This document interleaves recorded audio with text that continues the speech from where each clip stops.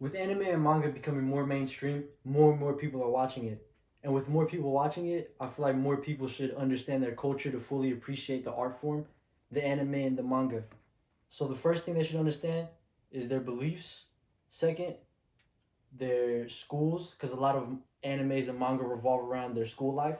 And the third thing is their food, because the characters eat food. So the first thing I want to talk about is their religion. They believe in something called Shinto, which is pretty much a belief that they believe that everything around them has spiritual beings. Those spiritual beings are called kami. Kami aren't gods.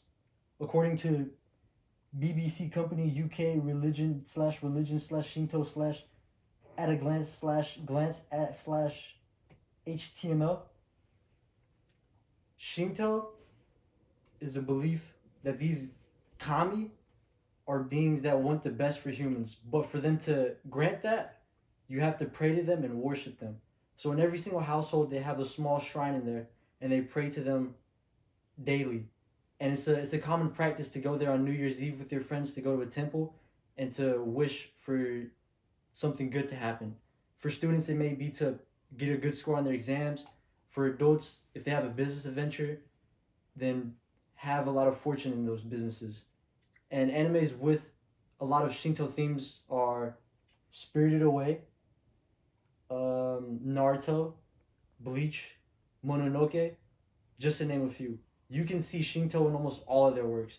It's something that's not really a religion. It's more of a just something that's matter of fact, something that's just in their way of life. And so because of that, they can believe in Shinto and they can believe in Buddhism. And so the most common religion in Japan is Buddhism. But they also believe in Shinto, which is something that's reflected in a lot of their works. The next thing is their food. According to www.gowiththeguide.com, their top two most popular food is sushi and ramen. Ramen is something that you'll see in a lot of animes. For example, Naruto. Naruto is about an orphan who was hated by his entire village.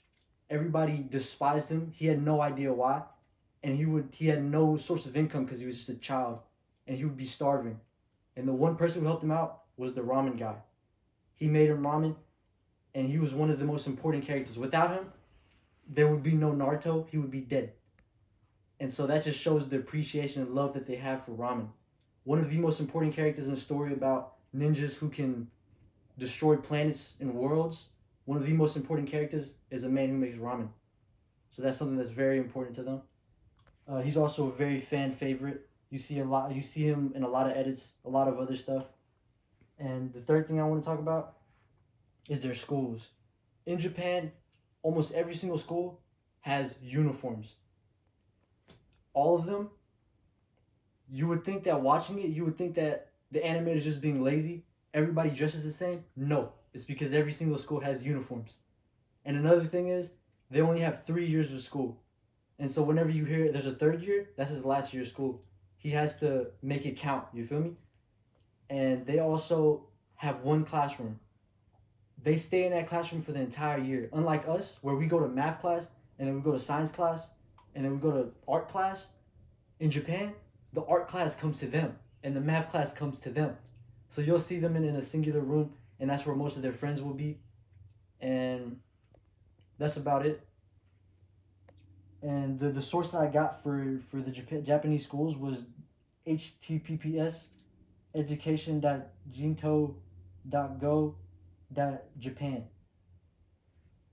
And in conclusion, to fully appreciate and understand the art form that is Japanese media, anime, and manga, you should understand their beliefs, the food that they eat, and their schooling.